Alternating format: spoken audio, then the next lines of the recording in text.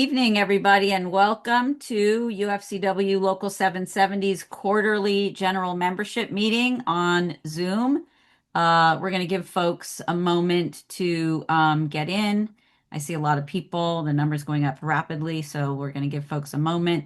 Just as a reminder, in 2026, we have four quarterly membership meetings, 4 quarters per year.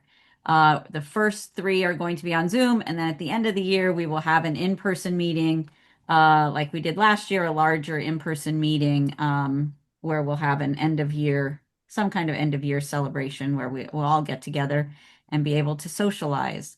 So again, and I'll repeat this again, welcome everybody. We also have a translator or an interpreter on this call. Her name is Nubia Aguirre. I am going to turn it over to her for a moment to explain the interpretation system on Zoom. So if folks want to hear the meeting in Spanish, they may. Nubia? Thank you, Madam President. Thank you. Muy buenas tardes. Estamos ofreciendo interpretación en vivo y en directo en esta reunión. Si quiere usted escuchar la interpretación en español, por favor, presione el botón que va a decir Interpretation. Va a haber un globo, un icono del globo terrestre después de que sea asignada, después de estas instrucciones. Luego usted va a seleccionar idiomas, elige español. Aprieta ahí donde dice listo. Todos tienen que elegir un idioma para poder escuchar la reunión. Muchas gracias. Thank you. Back to you, Madam President. Thank you, Nubia. So just to let folks know, Nubia was just explaining the interpretation system, but if you want to hear the meeting in English, I think you also need to, just in case somebody speaks Spanish, but I think when the interpretation system comes up, and I think somebody is about to activate it, folks who want to who want to hear in English, I think are also supposed to click English. And of course, si quieres oír en español, tienes que poner español. Is it activated? I Yet. think we're trying to activate it. Okay. While we're waiting for that, is it activated now? No. No, still not. Okay. Somebody's trying to activate it. And while the interpretation system is being activated, we won't get started yet. I'm just going to give some reminders that there is a Q&A. Oh, there it is. I see it. Okay. The globe came up for the activation. So everyone should click the globe and click English if you want English and Spanish if you want Spanish. So I clicked English. Okay. So just a few reminders at the bottom of the screen, there is a Q&A box, a box with a question mark. It says Q&A below it. You can put questions there. I would highly encourage folks to listen first to the presentation because many questions get answered during the presentation. And so at the end, we will take questions and we'll take questions live as well. And then, as I was saying a little earlier, and some folks are just now joining, this is the Local 770 first quarterly membership meeting of 2026. We have 4 quarterly membership meetings, and the first 3 this year are going to be on Zoom. And then the last one in December, we will have an in-person one where we'll have an end of year celebration and an opportunity for folks to socialize. And we did that last year in December, and we decided it made sense to do that each year to have one in-person one at the end of the year. So welcome everybody. I'm Kathy Finn, president of Local 770. And I think folks will introduce themselves as they come on to give their reports. I just want to say, so far, 2026 has been extremely busy. I mean, we're always busy, but the beginning of 2026 has been an extremely busy year. I'm going to give a few highlights of what we've done in the first quarter of this year, and then I'm going to turn it over to all the directors to talk more specifically about all the things that have been going on. We had a very successful stewards conference or stewards training, where we did it in different areas. So they were smaller, more intimate groups. And some very specific trainings were done. And I'm going to leave it to the deputy directors to talk about that. We kicked off our campaign for the pharmacists that work in Ralph's, Albertsons, Vaughn's, and Pavilions stores. We've had several bargaining sessions there, reached some TAs, and there have been a lot of activity actually amongst the pharmacists on that. And I'm going to let the deputy directors give some more specifics on that one. Um, Obviously we've been in Kaiser bargaining since for about a year really. And probably folks know there was a strike, and Ron's going to talk more about that. But I did want to let folks know that just in the last about hour and a half, we were informed that our international union, who has been leading the bargaining, reached a tentative agreement with Kaiser, which they did forward to us, and we're still in the process of reviewing, and we haven't received the entire package, so we're in the process of reviewing. We will be in San Diego later this week with all of the all of the Kaiser unions that are members of the alliance to meet and go over that agreement. We will be reaching out to our bargaining committees this week to share this information. So if you are on a Kaiser bargaining committee, of course, we will be reaching out to you because we want to share the information with the bargaining committee folks. But we haven't had a chance to do a complete review of it yet, so can't really say much about what's in it. And then finally, another highlight is that we did resolve the El Super contract after a lot of activity there in that with that group. Settlement was reached and it was ratified by large numbers. So again, as I said, it's been a very busy first quarter. I am going to have each of the directors report upon what they've been doing. I am first going to turn it over to Richard Lovato to talk about what's been happening in the retail space.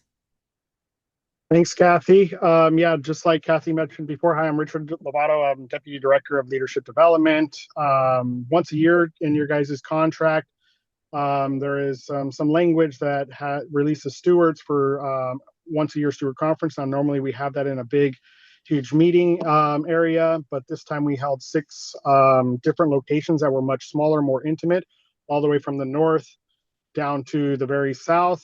These six locations, members showed up eager to learn, build on their development skills. The trainings that we focused on was building CAT teams, identifying new leaders, and identifying if they were activists or actual leaders, and identifying those leaders that would take on contract enforcement violations around the 6J. This work is super important, which is to continue to build this strong member-led union. Pharmacy contract negotiations, we're still in the midst of that. The next scheduled dates for that is March 20th, April 6th, and April 7th. Now, while some tentative agreements have been talked about and are out there, we're nowhere near an actual agreement. Staffing and economics remain major issues at the table, and the company has yet to give any counter proposals on that whatsoever. But to kick that off, and the expiration of their contract, which was on March 1st, on March 2nd, a press conference was held in the Los Angeles area, where pharmacists came together and spoke in front of the media about how their customers and they deserve better. The bargaining committee, which is led amongst these union pharmacists, are adamant about reporting back on what's going on at the bargaining table and talking about these one-on-one conversations that they're having amongst each other, and about how they should have a more involvement, the customers, involving the customers and thinking of strategic ways of just putting pressure back on the company. And so while actively engaging these pharmacists through one-on-one conversations. We've had button-up actions and other actions, which will soon to become in the near future. So we'll keep you guys posted on that. But yeah, again, March 20th, April 6th, and April 7th are the next dates for bargaining for the pharmacy contract. And so I'll pass that back to Kathy. And that's all I have. Thanks, Richard. Next, we've been doing a lot around contract compliance as well, and I'm going to turn it over to Erica Vilas to talk about what's happening with contract compliance. Yes, hello everyone. My name is Erica Viles. I am the Deputy Director of Contract Enforcement.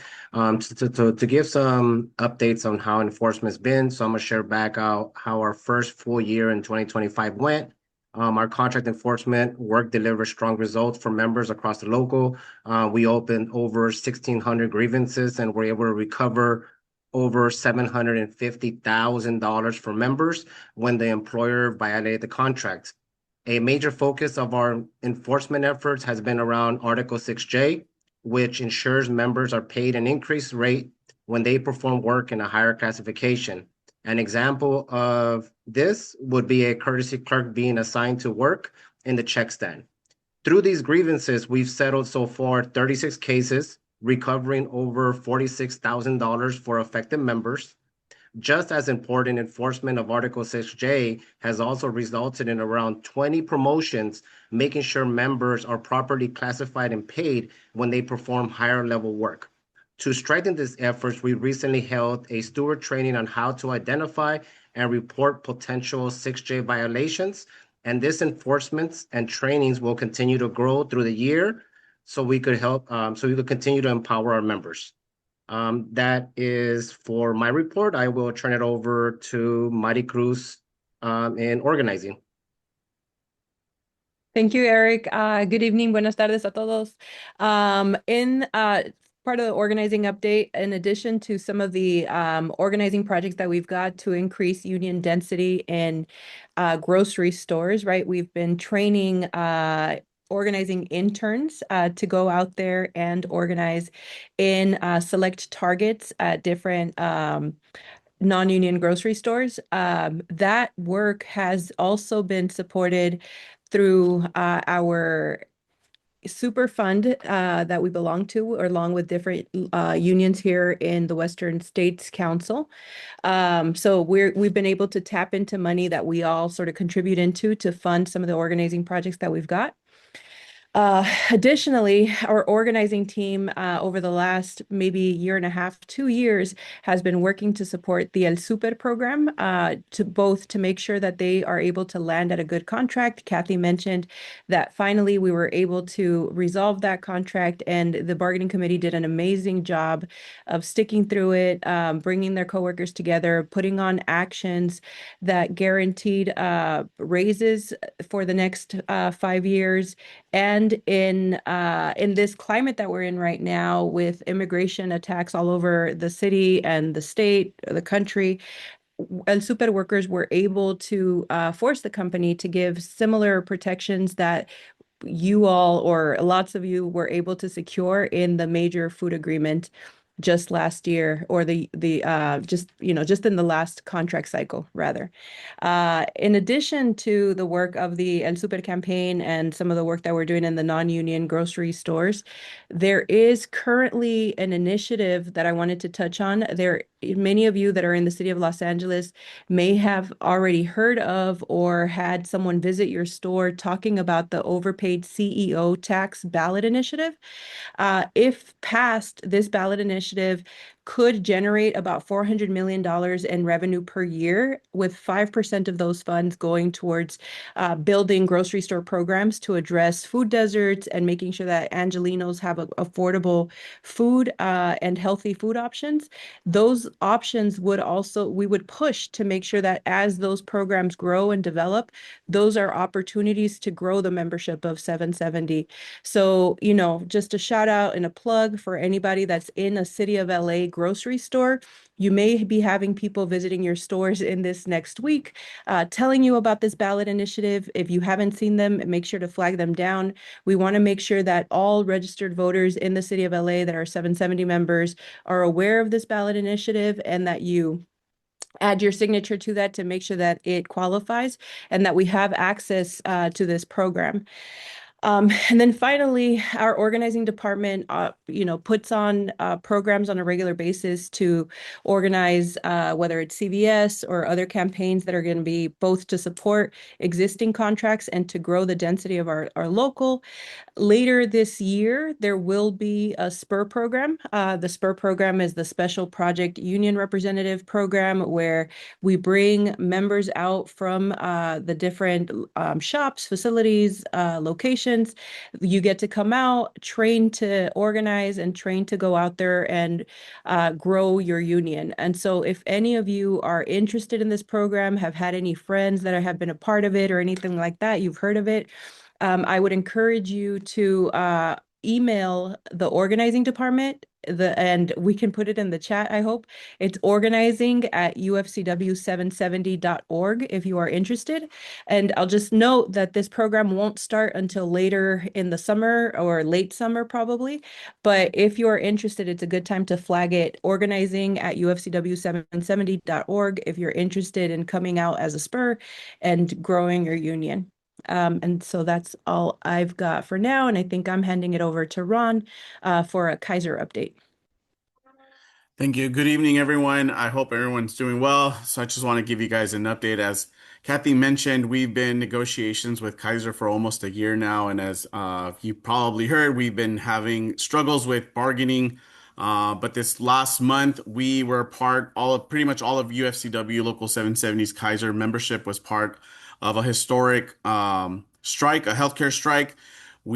Our clinical lab scientists, as well as our pharmacy technicians and assistants, had voted to authorize a strike, and we ended up going on a 3-day strike last month, which the purpose was to bring Kaiser back to the table. And it did create that effectiveness of them coming back to the table. So for the last couple of weeks, Kaiser has been meeting with the bargaining committee at the table. And as you heard from Kathy, we recently just got a settlement offer that we're reviewing. We don't know the full details yet, and we're hoping that we will be able to give that information hopefully tomorrow, as all the unions of UFCW are getting it right now. But we're looking forward to getting all that information and being able to spread it out to everyone. But also, as Kathy mentioned, we're all meeting this week. So I think that was the purpose for us to meet and hopefully have that information for everyone. But we're very excited that our members were out there from Kern, Bakersfield, all the way down to Murrieta and Riverside and Fontana. Our members were wearing their colors, and I think that played a big vital role on making sure that we got Kaiser's attention, which obviously I think was successful. So that is the report that I have for now. And I'm going to hand it over to Jesus. Hey, how's it going, everyone? Kathy, hi, everyone. Sorry. Oh, sorry. I was on mute, but I just wanted to add one thing. So thank you, Ron. I just wanted to say one other thing, just that for those folks, and I know the folks who are Kaiser members obviously know a lot more about this because we've had, a number of meetings and been involved in a lot. But for those who don't know, because we may not have talked about this, we may have talked about this at the December meeting, but because right around that time in mid-December, Kaiser stopped coming basically to the bargaining table, and there were no sessions at all until UFCW gave a 10-day notice and had that 3-day strike. So I think a lot of other unions and a lot of other folks around have given kudos to the UFCW for basically reinvigorating the UNAC strike that had been started, I think, 2 weeks previously, and for really putting the pressure on Kaiser, which got them back to the table. And then, as Ron said, they've been negotiating almost daily now for the last few weeks, and have a comprehensive settlement, which our international thinks is good and has sent to us for approval. So I think it's awesome, and just kudos to all the Kaiser members who are on the call, who participated in that strike. Thank you, Kathy. Yes, and just to reiterate that, the bargaining committee has been working long days and long nights getting this offer. So I'm sure they're exhausted from bargaining. But yeah, we want to thank them for their hard work. Jesus, but Jesus's camera's not working for some reason, but Hey everyone, yeah, Jesus Ramos, packing house field staff member. Yeah, I got a new computer and the camera's not working. All right, but the packing house division has been busy with negotiations. At Overhill Farms, the members there recently rejected the company's last, best, and final offer. They made it clear that the current wages on the table do not reflect the hard work that they bring to the plant every day. The bargaining committee has communicated to the company that our members deserve fair compensation. We are currently awaiting the company's response, and our members are ready for the next step. We are also in negotiations with Palisades Ranch. Bargaining began last week. Our members are looking for wage increases similar to what the Teamsters members at the plant recently received. In addition to those higher wages, the members want stronger seniority protections and improved overtime language. We're also preparing for negotiations with Rogers Poultry. We've met with the membership 2 times to hear directly from them about their priorities for the new agreement. They're looking for higher wages and a better health plan. They have chosen their bargaining committee, and we have asked the company to start negotiations, so we should start soon. Lastly, we continue servicing our Restaurant Depot stores, where our members continue to enforce their contracts. The Washington Boulevard and Jefferson Boulevard stores are both up for new wage increase agreements later on this year, and we are already preparing for those discussions. Um, just overall, the union continues to stay strong, fighting for fair wages and better contracts. That's it for me. I'll pass it over to Heather, who will give a communications report. Good evening, brothers, sisters, and siblings. My name is Heather Ruttman. I'm the Communications Director at Local 770. I have a brief presentation that I'm going to share with you all. So as communicators and part of the communications team, we support members on all the campaigns that you just heard about and will hear about tonight. But for this report, I want to focus specifically on one aspect of our work and then encourage you all to get involved. So Colin, can you do the next slide, please? So for tonight, I want to talk about how we can build power and value through speaking with the media. For those of you who don't know, I'm really gonna PR stands for public relations, and it's also known as media relations, and it's an incredibly valuable way to communicate with the company and the public, and then also with fellow members by sharing those stories directly with you all. So anytime you see us on the news or covered in the news outlets or even on a social media, it's because a member has stepped up to tell their story. And so when we talk about metrics, that's just how we value how we're doing. So you can see that the 3 campaigns we've really focused on just in this year is El Super, the grocery pharmacy campaign or pharmacist campaign, and Kaiser. Kaiser was a really big one because we went on strikes. There was a lot of attention. So every time members go out there, and on Kaiser, we had members on multiple lines. We had members in Los Angeles, Panorama City, West LA, I think as far out as Fontana, speaking to the media. And when you go out there and you tell your story, you're creating ad value. And PR ad value is we created $31 million of ad value, not just with Kaiser, but with El Super and the grocery pharmacist campaign as well. And that means that if we had paid for advertising, that's how much money we would have paid in advertising. So you can see that $31 million is extremely valuable. That's valuable, airtime, digital space that you all spend telling your story. So, in terms of who sees this story, we can calculate this. We have tools that show us how many people are watching, reading, and hearing your story. It's over 2 billion people. That is huge. That is so big, you guys. That's an enormous amount of people who are hearing your story and being influenced by it. And so when we talk about mentions, that's how many times we appeared in an article or on the news or in a social media post from a traditional news outlet. That's not our own. And that's over 1,800, which is really big. So let's go to the next slide, Colin.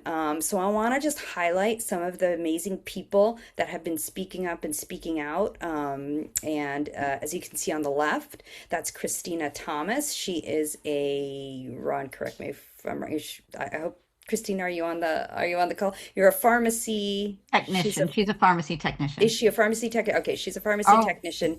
or pharmacy assistant. Okay, Like, that's what I wasn't sure. Yeah, oh, pharmacy technician, pharmacy assistant in Kaiser. She came to the Panorama City line and spoke with CBS. She also spoke with NPR, and she did an amazing job. If any of you heard her, she spoke from the heart. She, really she was just a natural. We worked together. I prepped her, but once she started going, she went. She was great. And then in the middle, you can see Araceli Pinedo.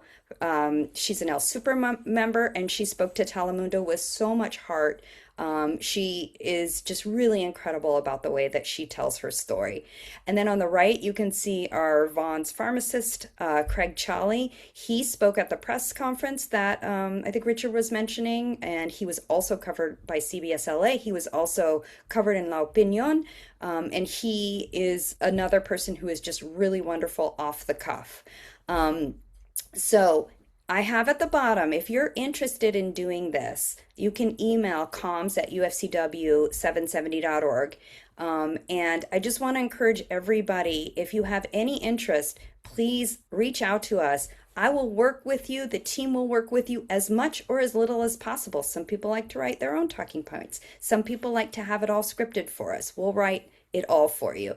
But if you go to the next slide, Colin, that's not the only way for everybody to get involved. You can also connect with us on social media. And if you're not somebody who's comfortable talking in front of the camera and speaking up and being that brand ambassador, like in person and, putting your face out there, you can be a digital activist and a brand ambassador simply by connecting with us online and commenting on social media posts, sharing social media posts, liking them. But it really travels farther if you share it and if you pin it or save it, I think is what it's called. So that's my report. I look forward to getting a ton of emails saying that you're ready to get media trained and be a PR brand ambassador for Local 770. And I can't wait to hear all your stories. So with that, I'm going to turn it over to Matt O'Malley. Thanks, Heather. Good evening, everybody. I'm Matt O'Malley. I'm the Director of Research and Collective Bargaining at Local 770. A lot of the bargaining has been touched on in some of the other reports, the ongoing bargaining for our pharmacy members at the major grocery stores, as well as Kaiser. So I do want to focus a little bit on the bargaining that's going on and organizing in the union's cannabis division. I want to give a shout out to my colleagues, Reggie Edwards, Ray Moya, and Robert Salazar for the excellent work they've been doing developing and engaging with our rank and file bargaining committee members. We currently have 4 open contracts that I think comprise about a third of the membership of the cannabis division.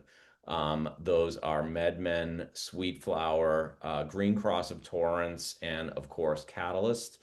The Sweet Flower contract actually expired yesterday. There are 5 Sweet Flower stores spread across the city of LA as well as Culver City. This is going to be their second contract since the first contract that was negotiated after we organized them in early 2022. So we're looking forward to making some important improvements in that first agreement over the next couple of months. But perhaps more importantly than that, we have had an ongoing dispute with one of our largest statewide union employers named Ease, which is a cannabis delivery company that also operates a couple of brick and mortar cannabis dispensaries. And we've been in a dispute with them since July 1 of 2025 about their interpretation of the wage tables in that contract, which was ratified back in January of 2025. And specifically how the term, the base rate in the contract ties back to the city, state, or county minimum wage ordinances that are in effect. And as of last Thursday morning, we at least have an agreement in principle with the company on an interpretation of the wage tables that is just basically a complete win for our members and for the union, and that will enable us to actually take the arbitration off the calendar. The company is in the process of drafting a memorandum of understanding to that effect. But our members should both be seeing back pay as well as wage increases both on the 1st of January for our members who are under the California state minimum wage, and on the 1st of July for our members in the city of Los Angeles, because the minimum wages in the city of LA actually go up on July 1, as opposed to in the state of California where they go up on January 1. So the company has agreed with our argument without even having to take it to arbitration, which was not even scheduled until in early June of this summer. So we likely wouldn't have even seen a settlement on this arbitration or a decision until sometime in the middle of the summer. So I'm, still waiting a little bit with bated breath to see what the proposed MOU that they're going to put forward about that issue looks like. But at least verbally, we have an agreement in principle that is going to be really great for our cannabis members at ease, and then also set an important precedent for the rest of the industry as we go into bargaining with these other cannabis retailers. So with that, I will conclude my report and pass the talking stick over to my colleague, Isabel France, to give a political report. Thank you, Matt. And thanks, Colin, for pulling up my presentation. Hi, everyone. Good evening. So the political department has quite a few things going on, but I wanted to touch on three particular points. So if we go to the next slide, I have some exciting news for everyone, and that is that our self-checkout ordinance for the city of Los Angeles passed unanimously at the Economic Development and Jobs Committee of the LA City Council. This is a crucial first step, and I want to send a special thanks out to Vanessa Murillo, Mickey Ebers, Cynthia Ayala, and Grace from Lane, who helped us pass this big hurdle by speaking at the committee and making sure that the city council members that sit on that committee knew why it was so important. This ordinance will require a staffed lane open at all times. It will limit the self-checkout items to 15 items and then require a 3-to-1 staffing ratio. So if you have more than 3 self-checkout lanes at your store, you would need to have more than 1 staff member overseeing those self-checkout lanes and doing nothing else at the same time. The next step will be to have this proposed ordinance heard at the full city council. We expect that to be in the next month or so. And then from there, the ordinance language will be drafted and it'll have to come back to full council. So it'll be a big fight ahead, but we're super excited about this win. And we're really excited about making sure that this full thing goes forward and that we have this ordinance implemented in the city of Los Angeles. And then we can introduce it in many, many other cities around the 770 jurisdiction. Moving on. We also, I know that if you have joined these calls for the past few months, we have been talking about the 2026 midterms. These elections are coming up in June and then in November. And thanks to our huge win with Proposition 50, thank you to all of you that plugged into that campaign. This gave us a fighting chance at winning back Congress in 2026. This is crucial so that we can elect pro-labor candidates across the country to protect us and to fight back because our union rights are at stake this election. We know that this administration on the federal level is looking to roll back our protections that we have fought so hard for. And so we really need everyone to plug in when it comes to the 2026 midterms. We will have a spur program. We will need volunteers. We will need people to phone bank, canvass, and do everything that we can to make sure that we are able to take back Congress in this next election. Moving on, one of the crucial ways that we do this is that we have our active ballot club. This is our ABC fund.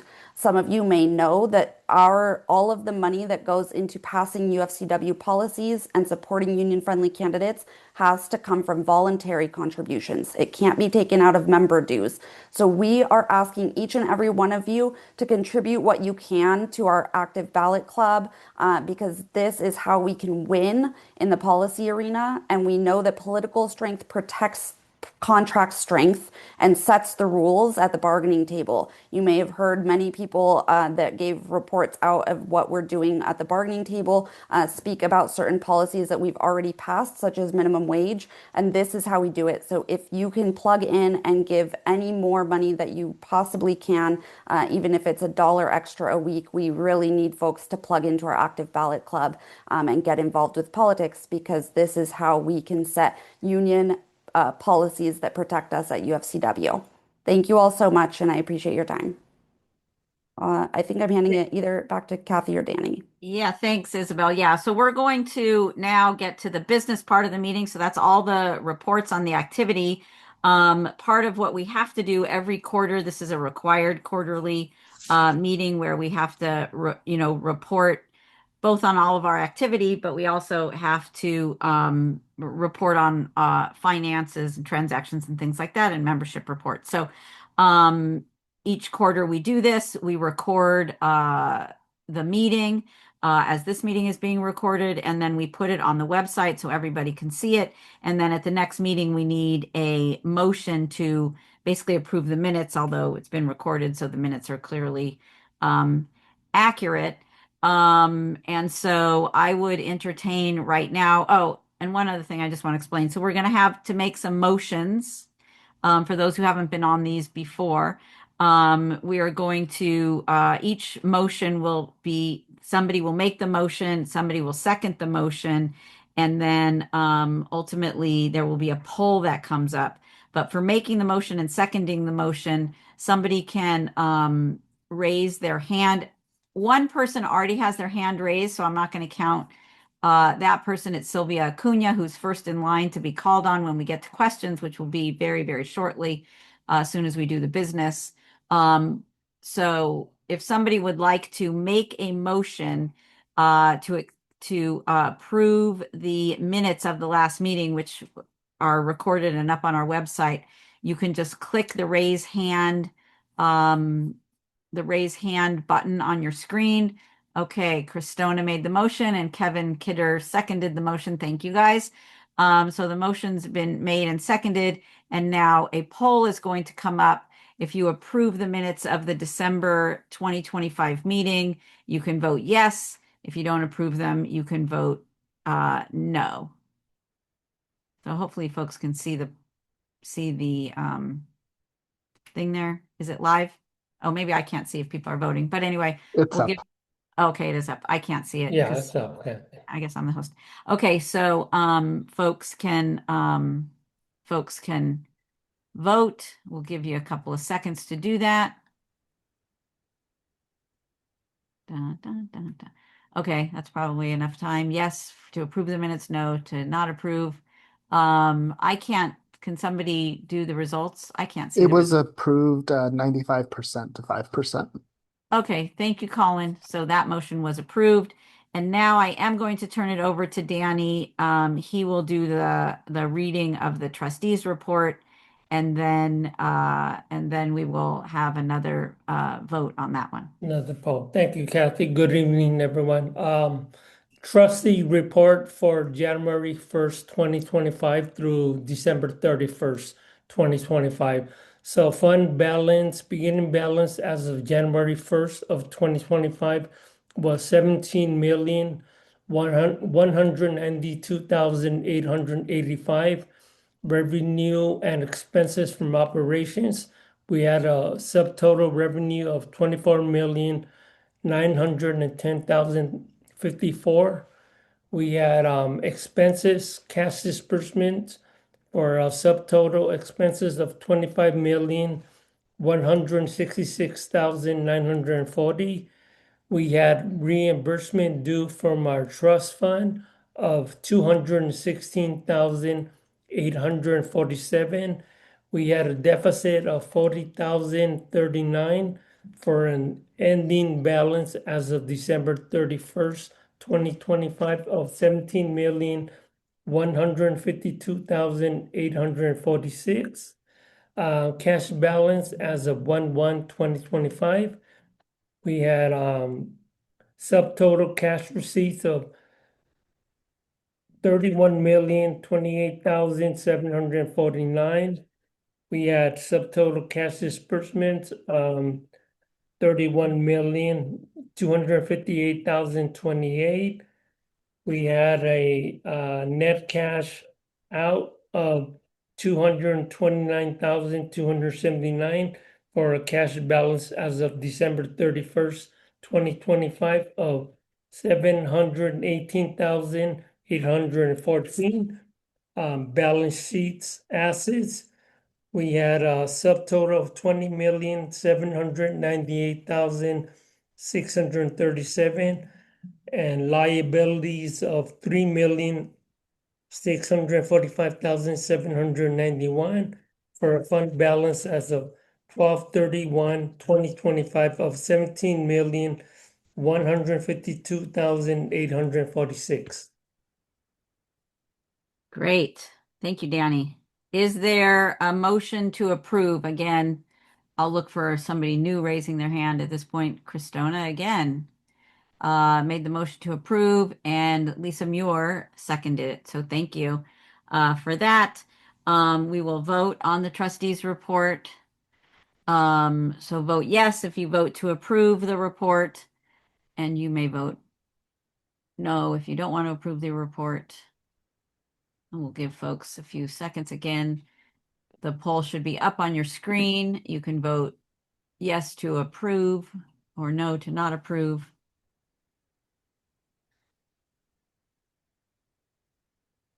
Okay. I think that's probably enough time. The motion was approved by 96%. Thank you, Colin. And then the last report we have that needs approval is the investment transactions for the month of January. Thank you, Kathy. So fair market value as of 1/31/2026, total of 11,251,979. Interest and dividends income total of 17,739. We have sales and principal pay downs, realized gains of 42,876 for a total of 207,079. Purchases total of 176,791. Thank you, Danny. So this is the last one that needs an approval of the membership. Is there a motion to approve? I see Ashley Helleman, I think, made the motion, and Leilani Koki seconded it. Thank you.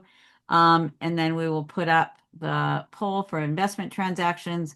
Do folks approve the investment transaction report for the month of January 2026? You can choose yes or no.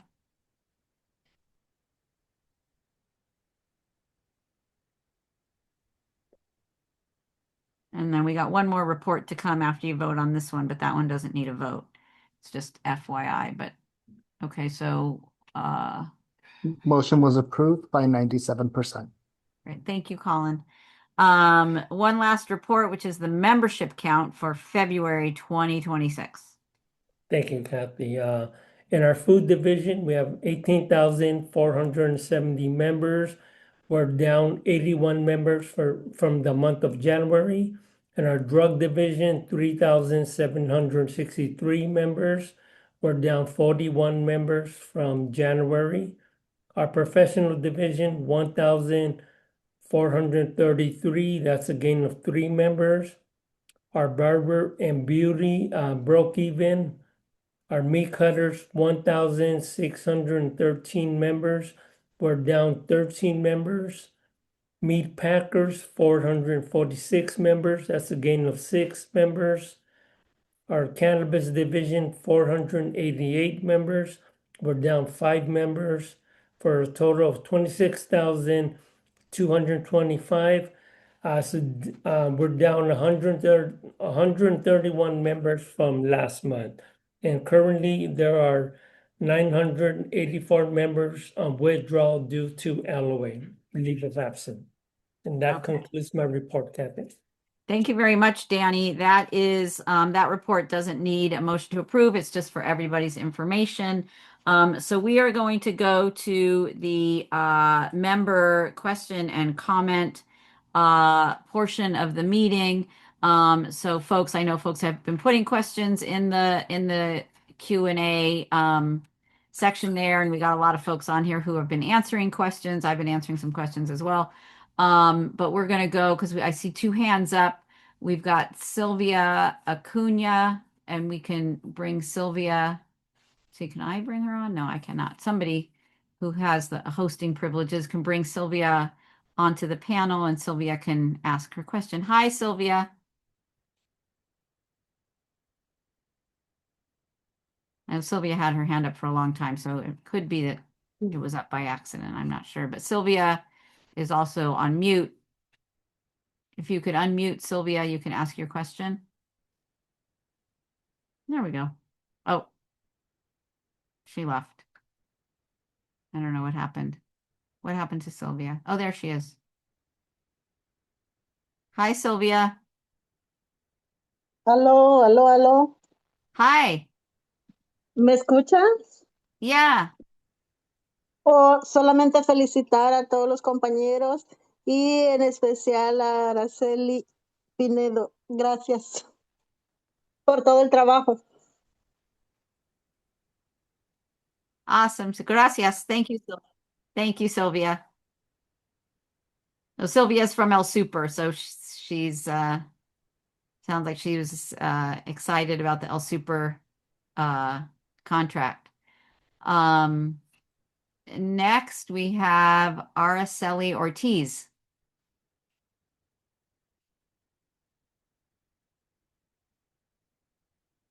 Hi, Araceli. You've been invited in. If you could unmute yourself.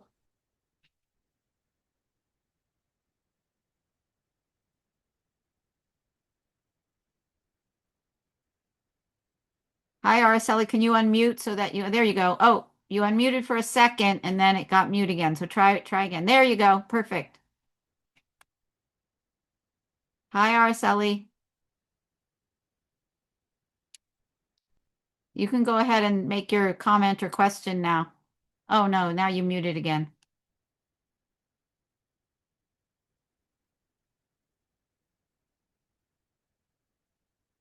Can you try to unmute again, Araceli?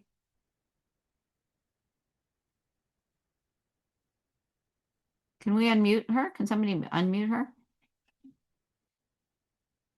We can't do that. Oh, there you go. Hey, Araceli, now you're unmuted. That's good. You can speak now. Although I still can't hear her. I don't know.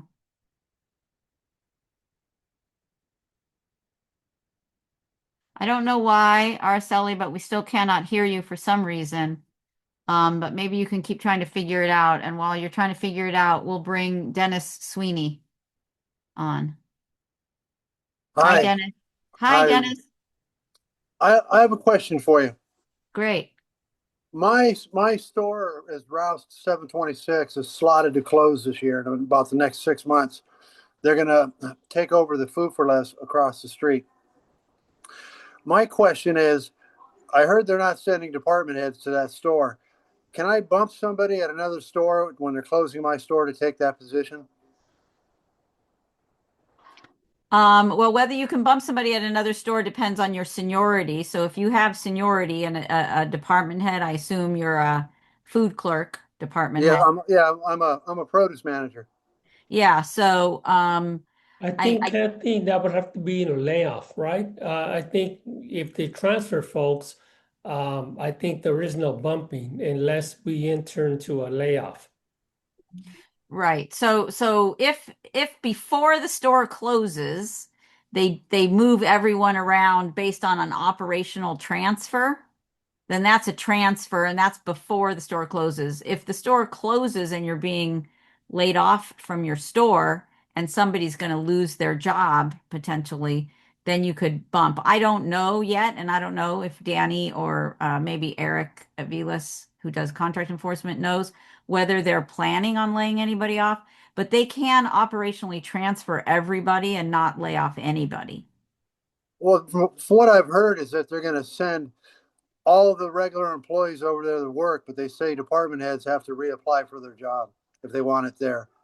That's the rumor. Well, nobody should ever have to reapply for their job. Well, for the position, I should say.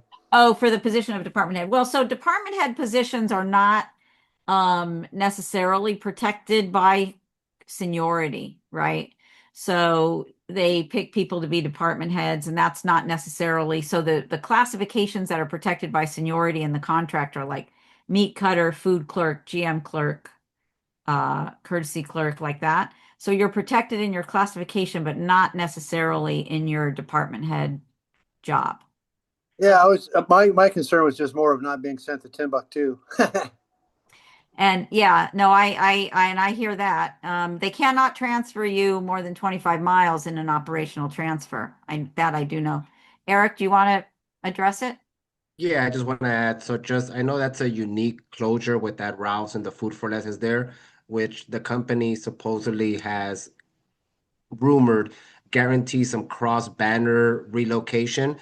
We have done an official information request from the company requesting what are the movements for the members, what are the guarantees for members once the reopening of that rebrand of that Food for Less to a Ralph's. Fresh Fare, for I understand, we're waiting for that information or request to come on too, so we could, provide specific information to members and not just go by rumors. But as of right now, the company's telling us nobody's being laid off. Everybody will be placed in a nearby store before the closure. Okay, sounds great. Thanks for your question, Dennis. Thank you. Okay, so the last one we have still is Araceli. I'm not sure if Araceli has been able to get her microphone to work.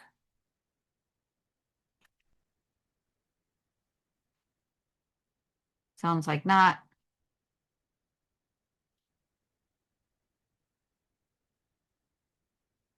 So I think, oh, we got somebody else. Oh, we got two more people now with hands up. So let's go to Ashley Helleman.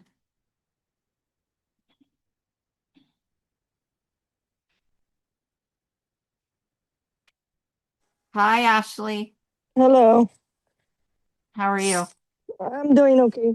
So I just got transferred to 1625 at the beginning of January, and I was demoted from Manhattan Beach by the DM, and I just had one question. I know I'm acting store manager that she's bringing in all her family into the company, and in order for them to demote me, they had to move another associate to the store I was and then approve her aunt as a deli manager. Is that legal per se?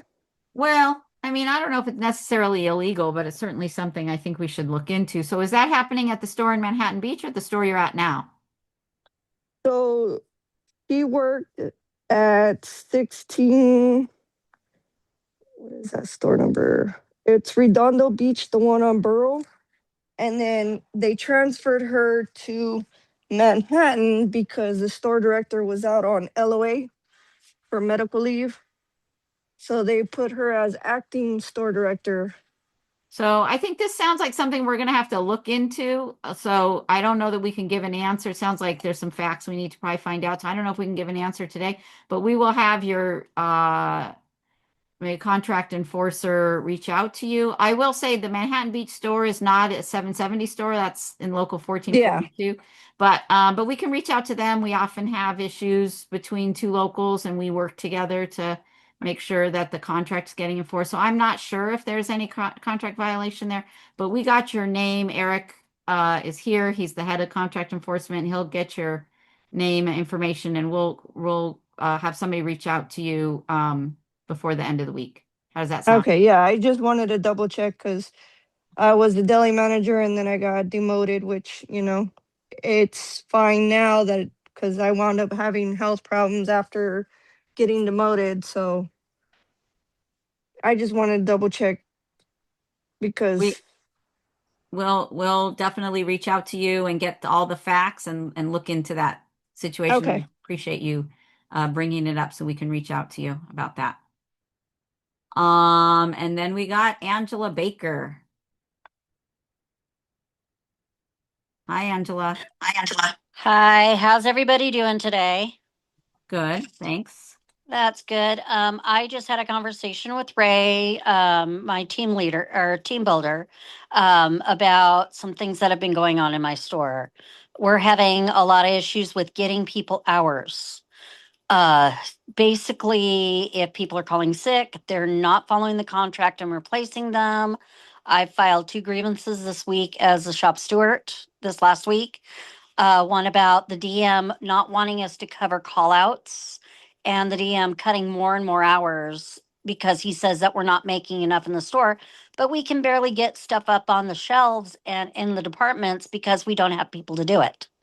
They're actually talking about having people who are have been out of the department that they were in and moved up front because they're no longer able to do the job in the department they were in to just borrow them for people's lunch breaks and such. It's just not going well.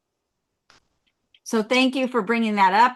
I will say so when we ratified this new contract, we did put staffing language in there. We actually just met with Albertsons, Vaughn's Pavilions. Was that yesterday or yesterday? Must have been yesterday. Man, a lot of time has gone by since then. About enforcing that staffing language, and I'm going to turn it over to Erica Vilas to talk. We have a QR code out. Yeah. And so we are sharing a number of the incidents that came up in the QR code, so the company is looking into them. I will say there is definitely a part of the contract that says that when there's a call out, the company does have to make reasonable efforts to replace the person. So if in your store, your manager is not making any efforts. They're saying they're not going to call anybody. We have other people who've reported that their manager says, I'm not going to even try to call anybody because I don't want to, because I'm trying to reduce labor hours or whatever, something like that. That's clearly a violation. So we've reported a lot of those to the company. Yeah, it's being orchestrated by the DM. Yeah, so if it's orchestrated by the DM, it's definitely a violation of the contract, because then they're clearly not making an effort. So we had these conversations with the company just yesterday. I do want Eric to talk about the QR code and how, and maybe we can, I don't know if you have it, you can share it on the screen. But we are cataloging all of the staffing violations so that we can file, if the company doesn't fix them, once we give them notice, we eventually will be able to file an all affected grievance for the entire company. But I'm gonna let Eric talk about the QR code. Okay. Yeah. So thank you, Kathy, and thanks, Angela, for helping police this at your store. But yes, Kathy's correct. I don't have the QR code with me right now, but I'll definitely make sure that our field staff, either the contract enforcers, leadership development reps, resend out this form for members to fill out. So pretty much what we're doing is we're collecting data right now and to help enforce the staffing issues, right? Which I know this information was utilized just Monday when we met with Albertsons Vons, to kind of address these issues, right? Because you all know when, we meet with the company, if we don't have information or data to prove to them that, anything is going on wrong, they're going to say, oh, no, everything's fine. We don't think that is wrong. But so far with the data we've been collecting, it shows that managers are doing exactly what you're saying, Angela, not replacing shifts, not properly staffing. It's affecting the quality of work. It's affecting the quality of customer service. So we want to continue to collect this information and also enforce that part of the new language that we have to create these game plans and member engagement and enforcement in the stores. So this forum will go out first thing tomorrow morning to all members again. So if you are having these staffing issues in your store, please fill out the form, send it in. If follow-up is needed, either your contract enforcer or your leadership development will follow up with members and leaders in the stores. Yeah, that I do have that Q code. I got it at the last training, and I've been handing it out to my coworkers whenever there's a problem that arises. I'm handing it to them so that they can find it and file if they need to, and so on and so forth. It's just gotten to a point to where most nights I'm in the bakery and running the front. I will end up baking bread for their guaranteed 4, 5, and 6 hours of bread, the those evening hours, and I'm baking bread and I'm running the front end self checkout at the same time. Are you a food clerk? No, I'm a supervisor. Oh, okay. I'm a front end No, supervisor. I was asking Yeah. because they have you baking bread. I thought maybe you were, Well, GM. I'm People. not a GM. I Right. am a food clerk, but 9 times out of 10 we don't have anybody who can bake the bread. Yeah. Oh, here, is this the staffing report form? Yeah, Colin just shared it on the chat. Okay, so Colin just put in the chat the staffing report form. So that's if you click on that, there's a form you can fill out to report staffing issues. And I've done that. Okay, good. That's good. Yeah, yeah, definitely there'll be a little bit more follow-up with you, Angela. I'm glad you're working together with your leadership development, Ray. I know this is a ongoing, growing process to continue this enforcement and hold the company accountable. So I'll definitely follow up with your leadership development rep and your contract enforcer to see what the next steps should be at your store or any other stores that are hitting these roadblocks going forward. Yeah. Thank you so much. I appreciate you listening. Thanks, Angela. We got two more questions. And then I think we're gonna wrap since it's past 7 already. So we got Jose Mendez, and after Jose Mendez, we'll take Gerald Gates, and then we'll be done. Hey, Jose, you need to unmute.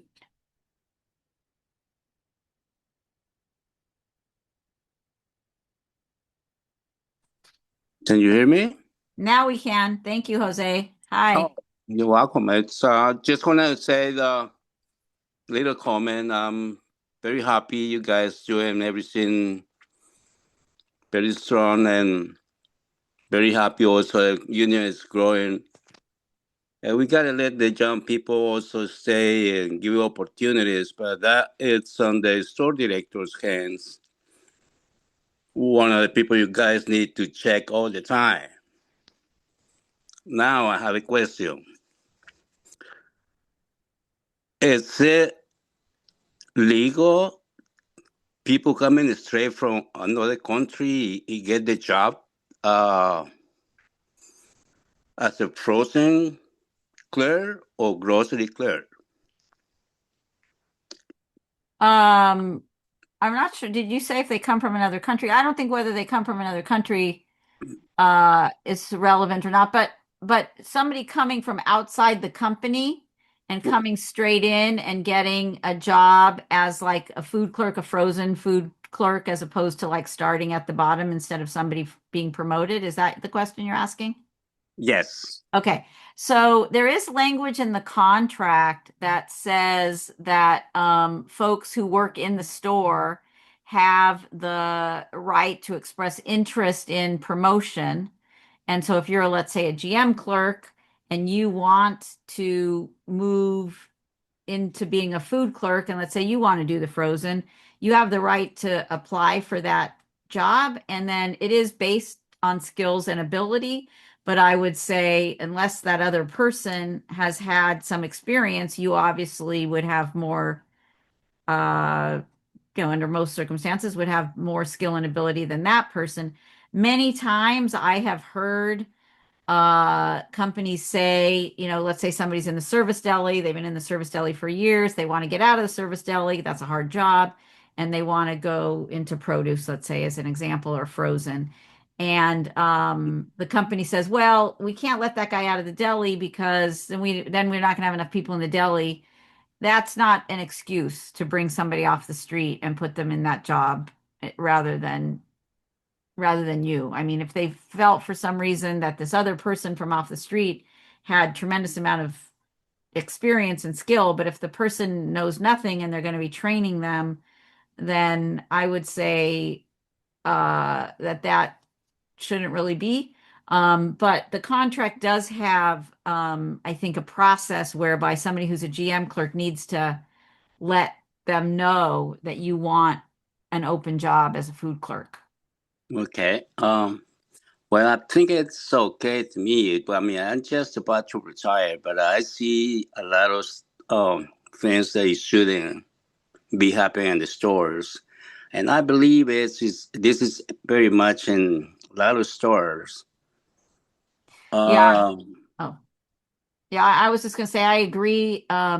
These companies more now than ever. I mean, it seems like it's increasing all the time that they are trying to get away with not following the contract in many, many, many ways. And that's why, we have created a specific contract enforcement department that Eric, who's been talking on the call, he's the deputy director of the contract enforcers, and we now have representatives that strictly focus on contract enforcement.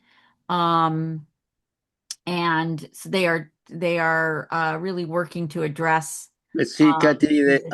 I understand, but this is, I mean, there's a lot of young people born here in California or any other state, but, they get the job and they never had the opportunity to go to a different department.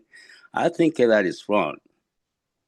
Yeah, I think so too. They need to follow. There is a process in the contract, and maybe we need to send out a little more information about this. I was actually been talking to some other members who feel the same way that you do, that folks in the store need to be given the opportunities for promotion. And I've been hearing this in a lot of places. Both someone else on this call talked about the nepotism thing. I've heard about that, people bringing in their relatives to take jobs that other people should have been able to have. So I've heard this from a number of sources recently. So it's something that um, the contract enforcement department's going to have to put on their list of things that they're enforcing. Add it to the list, Eric. Thank you so much. Thank you, Jose. I know some more people now, some more hands have come up, but at some point we have to cut it off. So we're going to do Gerald Gates, and then I think other folks who have questions will have somebody reach out to you. Gerald? Oh, what happened to Gerald? It looks like Gerald lowered his hand, or maybe, oh, I'll add him right now. There Here he he is. goes. There he is. Hey, Gerald. You need to unmute yourself. Kathy, can you hear me now? Now I can. Hi, how you doing? Good, good. Thanks for the opportunity to ask questions and to be heard. Danny, thanks for the good work that you're doing. The contract enforcer, you guys are doing really good work. Keep up the good fight.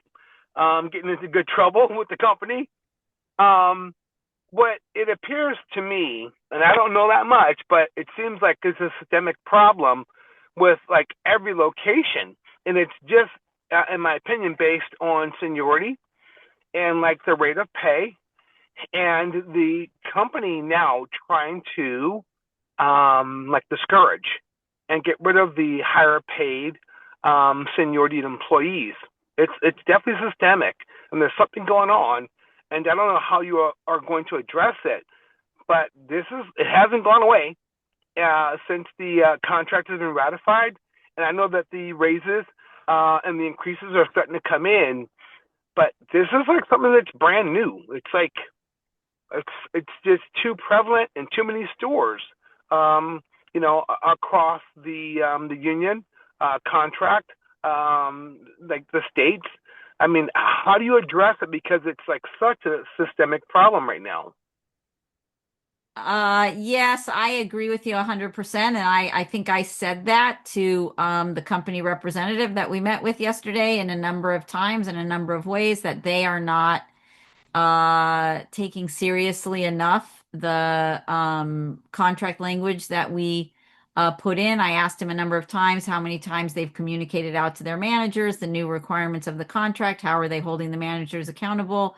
And I agree with you. I don't think the company is doing enough to make sure that that language is being followed. And so I think ultimately we may have to do a grievance and arbitration and go to an arbitrator.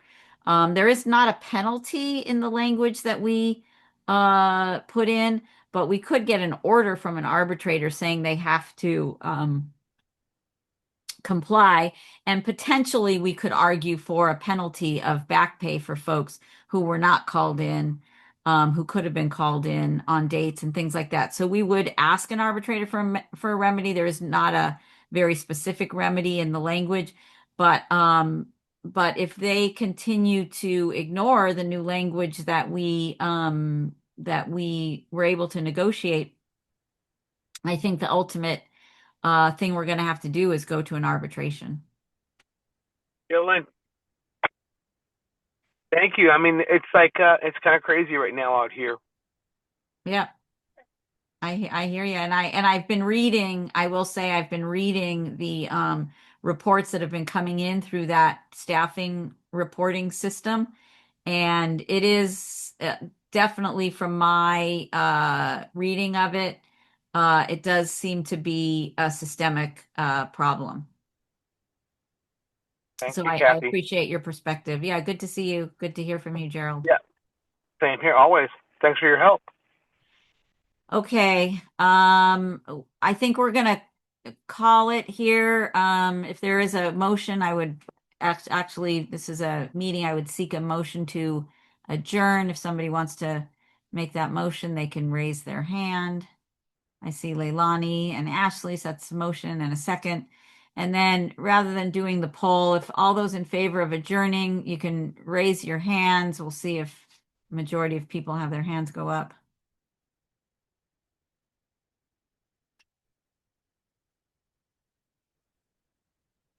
I see a lot of hands. I don't know if it's a majority yet, but if you're ready to adjourn the meeting, raise your hands.